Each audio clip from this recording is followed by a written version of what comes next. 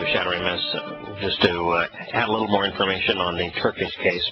The background of this is that Erdogan has been disclosed as a fraud.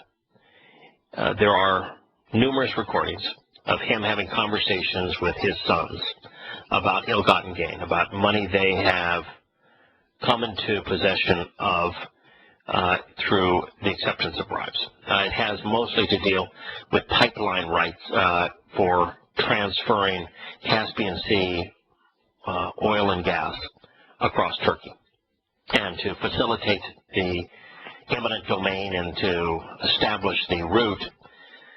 They've used their political power, and they have been rewarded financially and personally for doing so. And so Erdogan has been caught having conversations with his sons as to how to launder that money.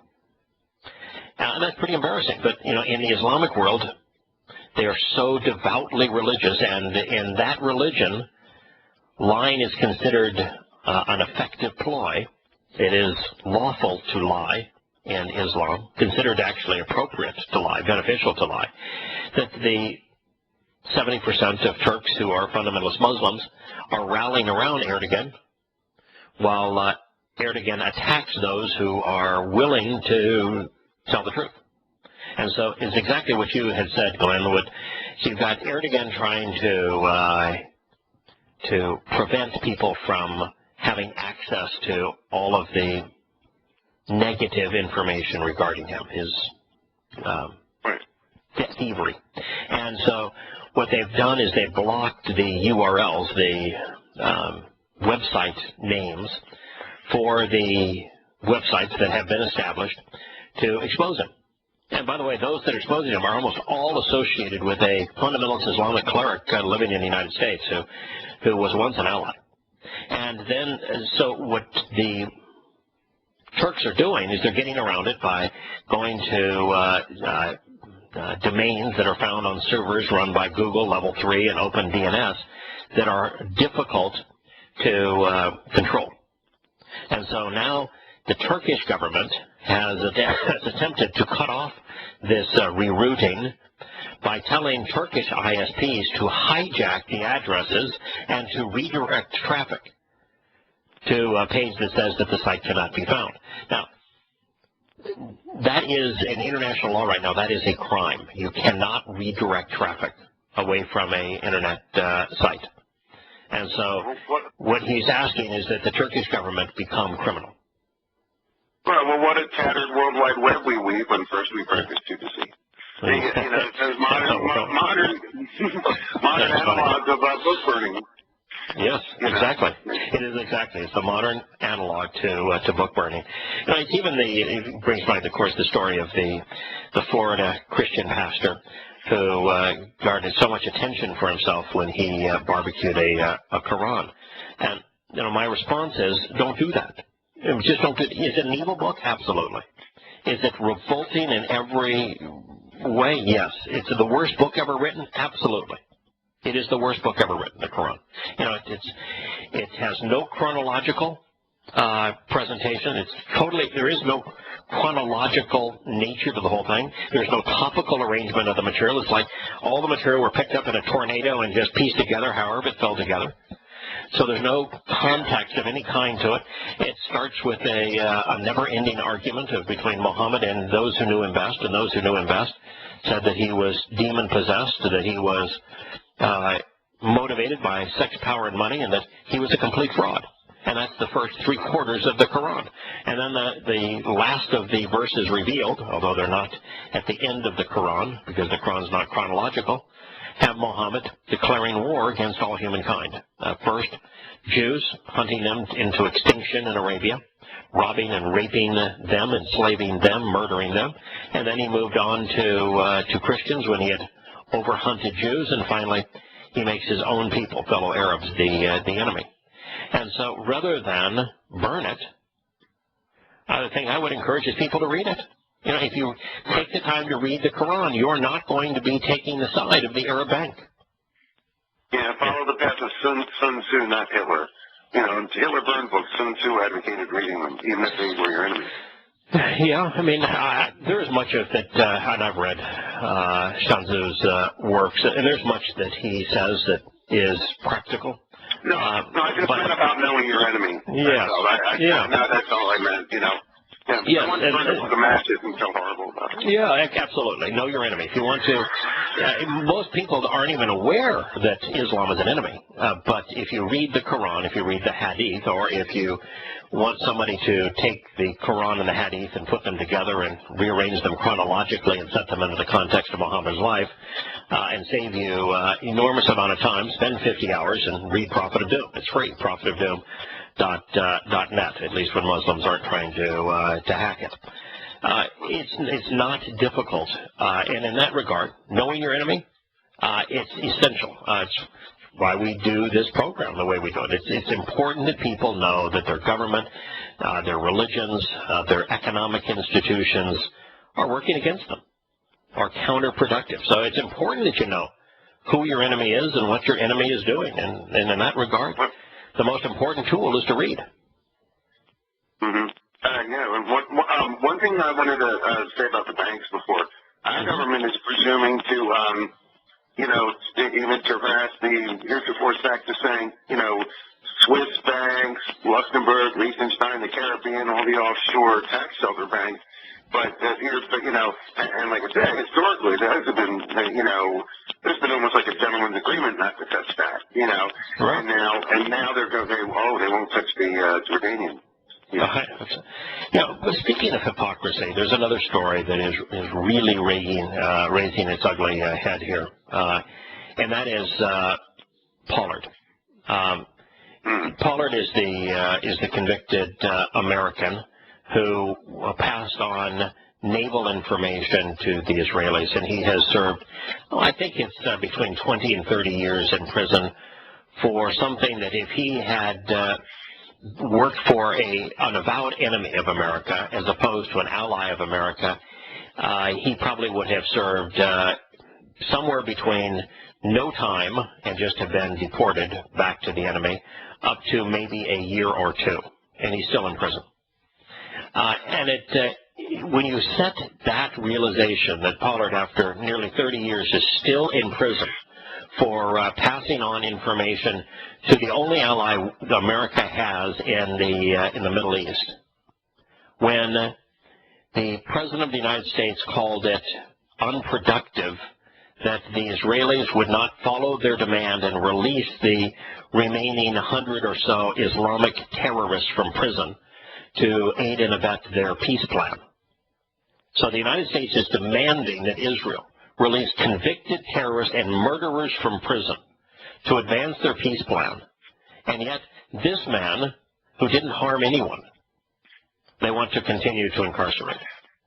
Well, things certainly have changed since the time of Julius Neckel Rosenberg, eh? Yes. Yes.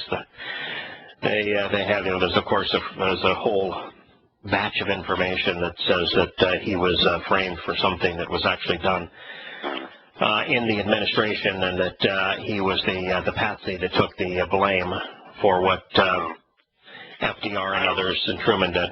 Okay. Well, I was just referring to the standard reading where, it's like, back in the good old days, if somebody was caught doing espionage, they just killed him. Capital punishment. Yeah, I killed him. Yeah, that's because dead men tell no tales is the reason I think that the Rosenbergs were killed. First of all, it's a Jewish name. It's a Jewish name, and it's easy to blame the Jews for malfeasance.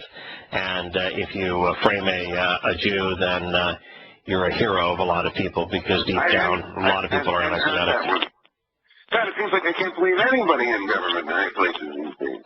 No, if you were to distrust most everything that you hear, if your standard go-to position was the State Department, your congressman, your senator, your president, everyone within the Department of State, your Justice Department, Treasury, the Federal Reserve, are lying. If that's your go-to position, is what they're saying is actually the opposite of the truth, you'll be right the preponderance of the time. Yep. That's how bad it's become. Well, one of the things I want to do here, and you're welcome to continue to I should participate. bow out, though. Okay. I should bow out, thanks, because I work night shift and I forget the last time I had more than an hour and a half sleep. Well, you know, for a guy that is operating with one oar in the water, your comments on what is causing Americans to have situational ethics now, based upon what they have been conditioned to do, that's pretty astute for a guy that doesn't have all of his oars in the water this morning. Very impressive. Get a good night's sleep. I want to turn to the email exchange between myself and Adam Miller. Adam Miller is the syndication. Works in syndication for GCM, and so this is an advantage because it not only helps those who work in syndication for GCM to know what this program is all about. It also helps those who are new listeners to the program know what it's all about. It's one thing, you know, for us having done this now for the better part of 2 years, to assume that most everyone who is listening is up to speed on where we have come from and what we stand for, but occasionally just to go back to the basics. So, what is this program all about?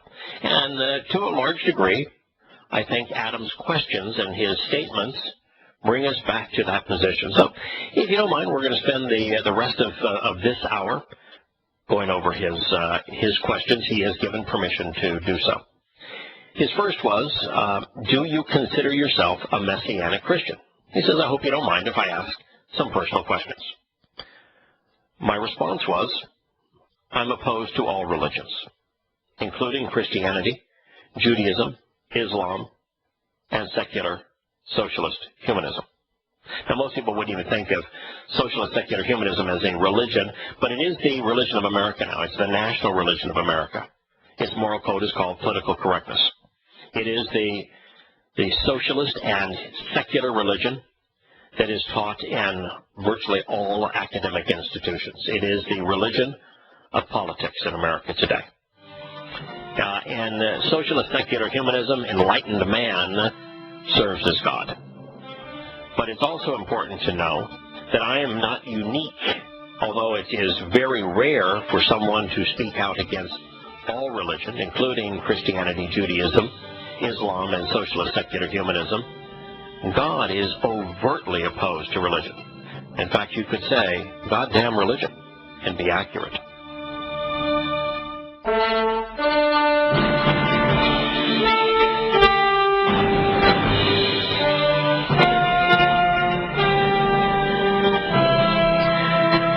In response to the question, do you consider yourself a Messianic Christian? I replied that the actual title is Messiah.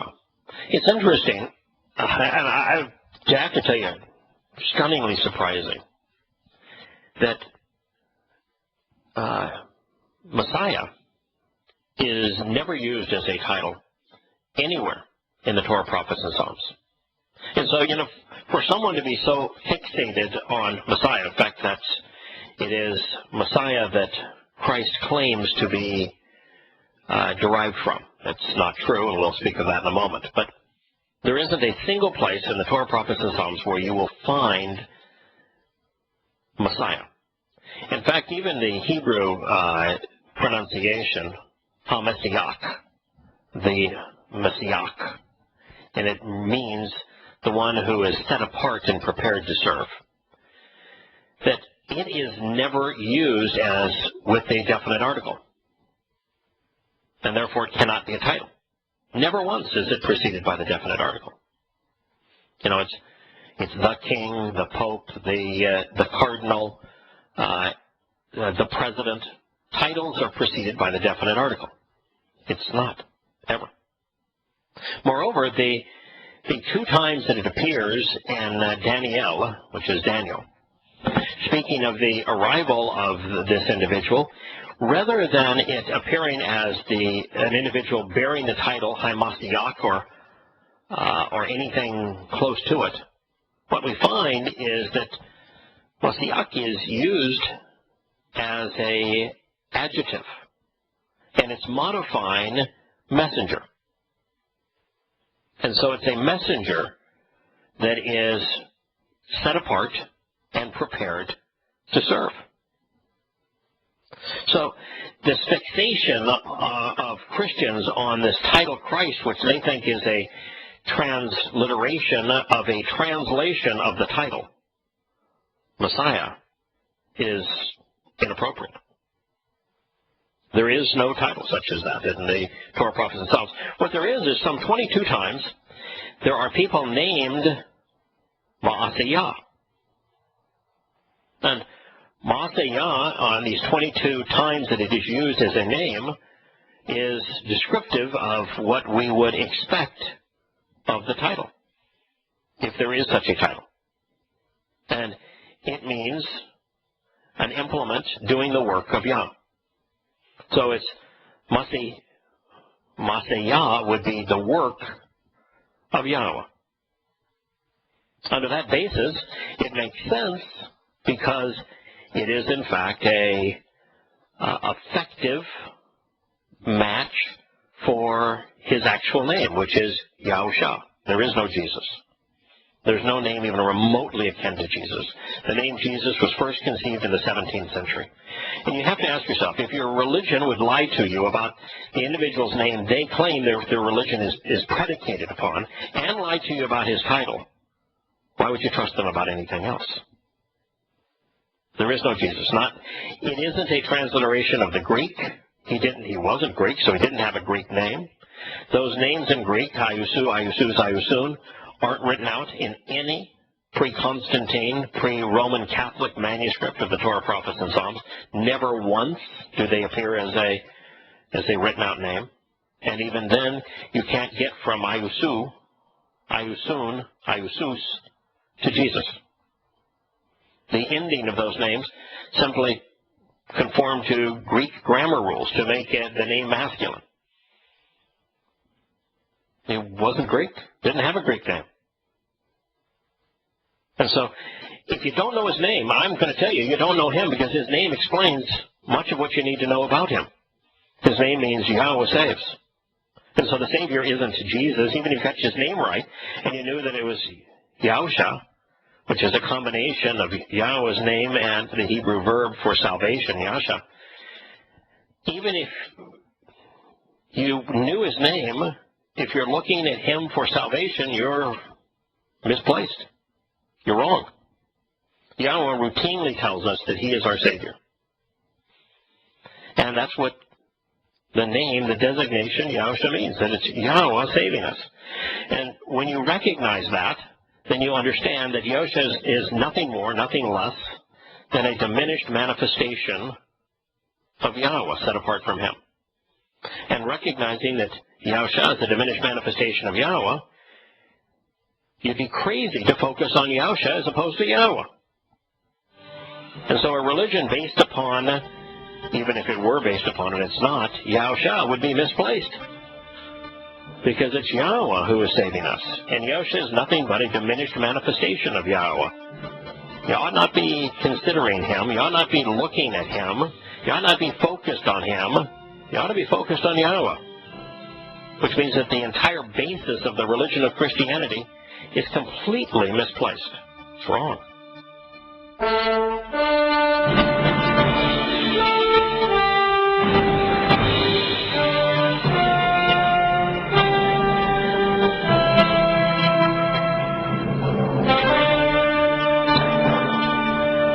Welcome back to Shattering Myths. We're considering the errors, fundamental errors in Christianity.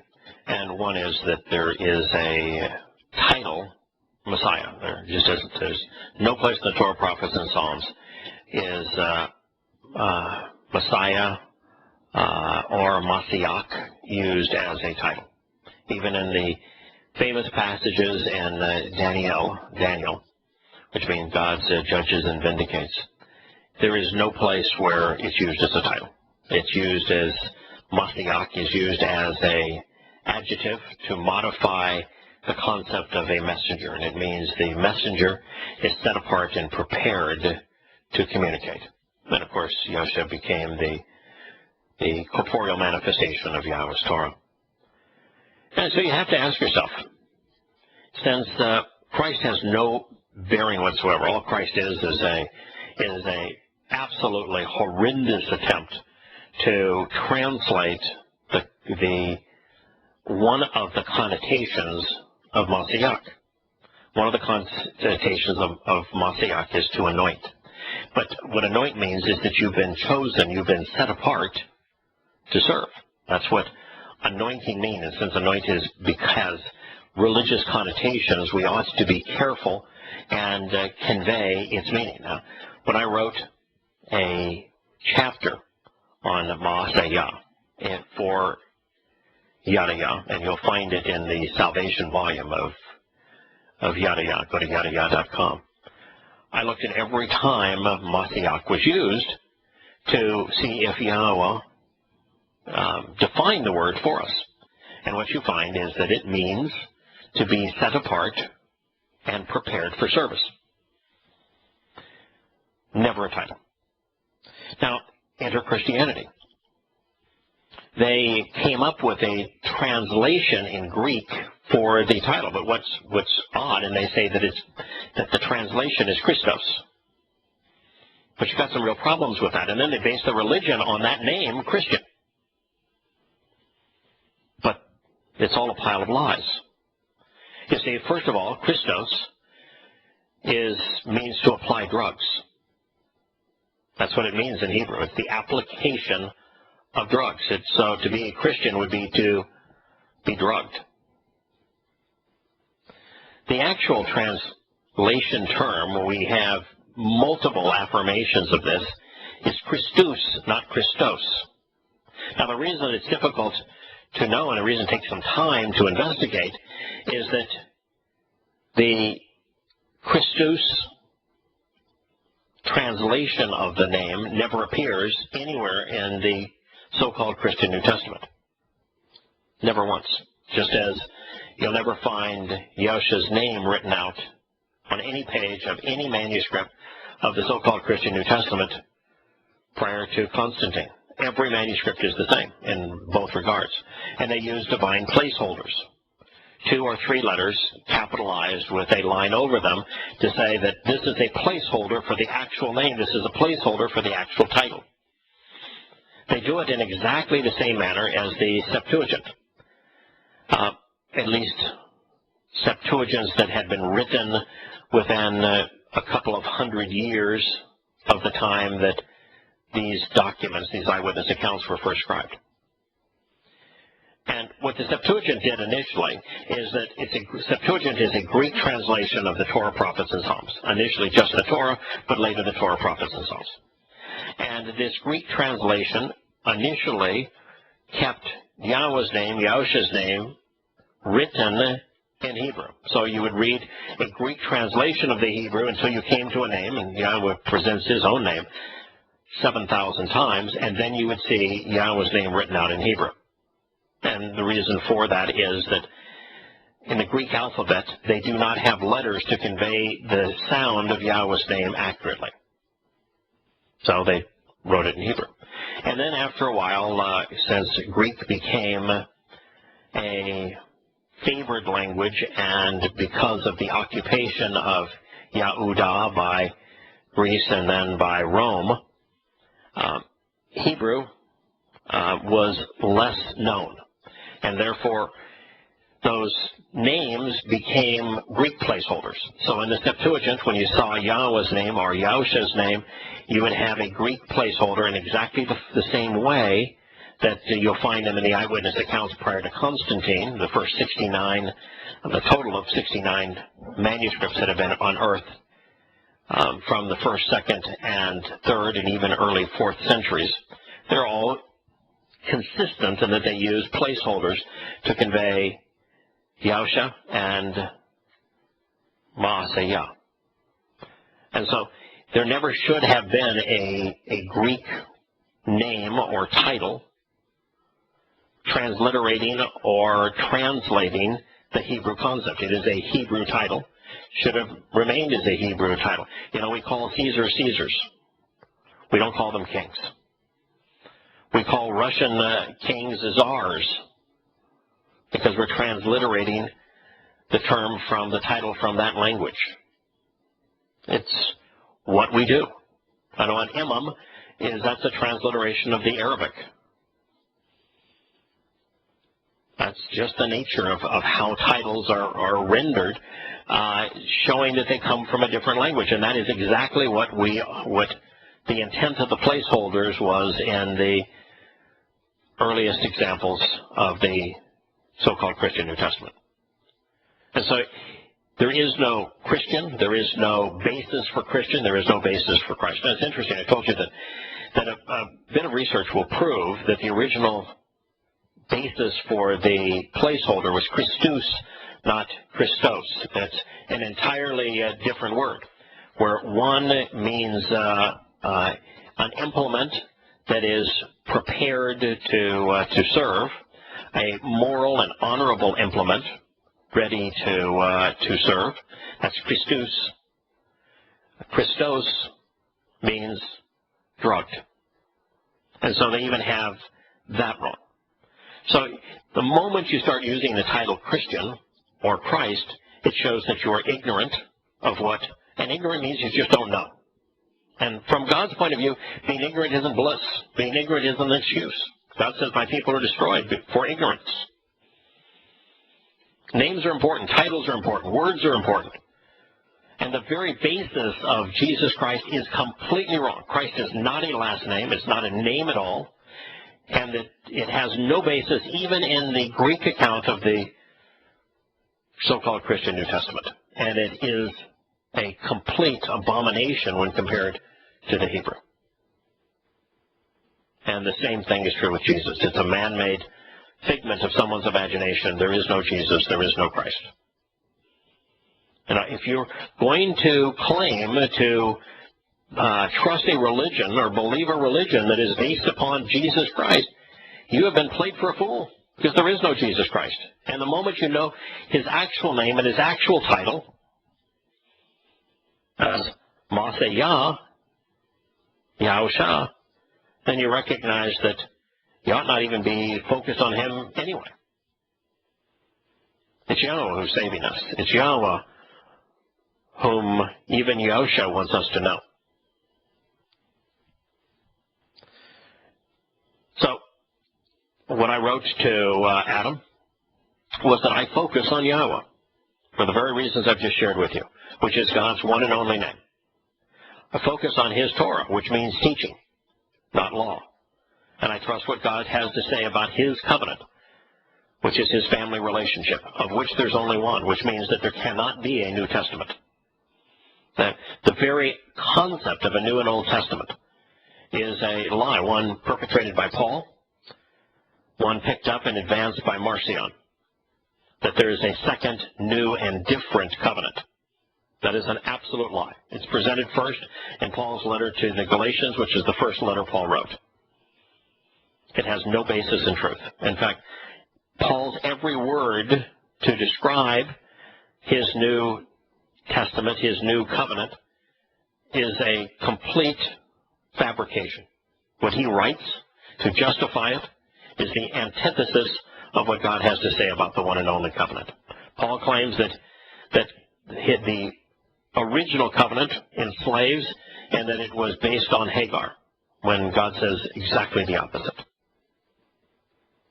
So the very basis of a book called the New Testament, annulling an Old Testament, is completely bogus.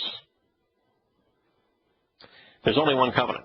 In fact, even in Yirmiyahu 31, which is the passage that Christians cite to justify their New Testament, it says that it's the covenant is being renewed, that it's not new. And he says that it's renewed even with Yehudim and with Yisrael, not with Gentile Christians. And that they say, God tells us that the renewal of his one and only covenant is going to be different from the existing covenant in only one way. And that is that his Torah is going to be incorporated into the fabric of our lives, that Yahweh is going to write his Torah in us. So this notion that the Christian New Testament replaces a Torah that has been annulled When God says the only difference in the reaffirmation of his covenant and the existing covenant is the total incorporation of the Torah into our lives, means that you have to either be ignorant or irrational to believe that there is a new covenant and a New Testament. But it brings us really back to the main issue, which is that most Christians are deceived because they take a statement out of context. They'll read this new covenant, which is an improper translation of kadash, which means to renew, and they'll read that it is different, but they won't bother to read the line that comes before that says that this affirmation is going to take place with Yahudah and Yisrael, not with Gentiles. Oops, can't be for them. Or they won't read afterward where it says that the only difference is the total integration of the covenant of the Torah, versus today we're all in a position where we can choose individually and collectively to reject or accept the Torah. Christianity chooses to reject it because of Paul's letters. That option will not be possible when Yahowah returns. And the reason it won't be possible is everyone that will survive his return will have already embraced the covenant through the Torah. They will have already sought to observe the Torah. And they will all, everyone who survives his return, will desire a complete integration of a perfectly accurate and complete copy of Yahowah's Torah into their lives. We'll be back after the commercial break.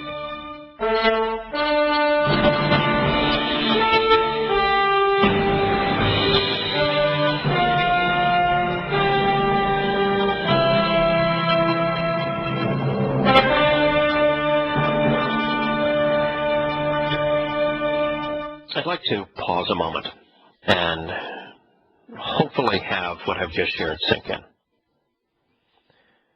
There is no justification, none whatsoever, for Jesus. The name was first used in the 17th century. It was the third edition of the King James Bible that first associated it with a Bible. The letter J wasn't even developed until about 50 years prior, and it was by a scholar who was uncomfortable with the soft Y-I sounds in Latin in particular, and wanted a way to begin names that began with the Latin I more aggressively. Like it's Julius Caesar, not Julius Caesar. It was King Iams, not King James. And that's when it began. And so the name Jesus dates to the 17th century, about 1635 to 1650, in that range, when it was first used. It bears no resemblance whatsoever to Yahusha. There's not a single letter that carries over between the two. At best, you could say the name Jesus is meaningless, but it actually does have an association which should be troubling, because Jesus, with a G, but pronounced the same way, was the savior of the Druid religion where the horned one is God. As for Christ, it is not a name, therefore it is not Jesus Christ. It is a very inaccurate translation of a concept that's not even presented as a title in the Torah. So where in Daniel, where it's ascribed to Yahusha, it is an adjective. It means set apart and prepared to serve. It is reasonably translated by Christus, but that's an entirely different word than Christos. An E versus the I, a U versus the O. And Greek sounds somewhat similar, but entirely different words. And it is a Hebrew concept, not a Greek concept, so transliterating the feeble attempt of Greek to translate it with or transliterate it, which is to replicate the sound of a Greek word that means to drug, is bogus, has no credibility whatsoever. So there is no Jesus Christ. And if the religion is based upon Jesus Christ, then it is lying about its basis. And then you get to the whole concept of a New Testament. It's something that Paul advocated that Yahowah says is not true. Covenant is always singular in his testimony. He says there's only one of them. He says that one covenant shall endure forever. He tells us that the covenant will be reaffirmed and it will be renewed, but there won't be a second one. It's the existing covenant that is renewed. And that existing covenant, when it is renewed, the only thing that's different from the covenant as it was lived by Abraham, Jacob, and Yitzhak is that they had to choose to observe the Torah. And they were, as we all are, put in a position where you can reject the Torah, ignore the Torah, or embrace the Torah. Now, that will not be true when the covenant is reaffirmed. When the covenant is reaffirmed, the Torah is going to be written right inside of us. Yahowah himself is going to write a perfect copy of his Torah teaching and guidance right inside of us. Now, that alone, by itself, you don't need anything more. If you're an informed, rational individual to reject Christianity, it has no chance whatsoever to be an accurate reflection of anything that God has offered. Once you recognize that the reaffirmation of the Torah will be based on a wholesale and complete integration of the covenant, a wholesale integration of the Torah into our lives. Once you know that, you have to be irrational to be a Christian. Once you know that, you will recognize that the religion of Christianity is in wholesale conflict with God's testimony. And that Paul lied when he said that the original covenant enslaved and that it had been replaced by his new covenant. That's just as simple as it can be, folks. That's why you have a choice. You can put your faith in Paul and believe that God empowered him to annul his own testimony, to call him impotent, to call him mean. Or you can believe Yahowah. You can't believe both. It's one or the other.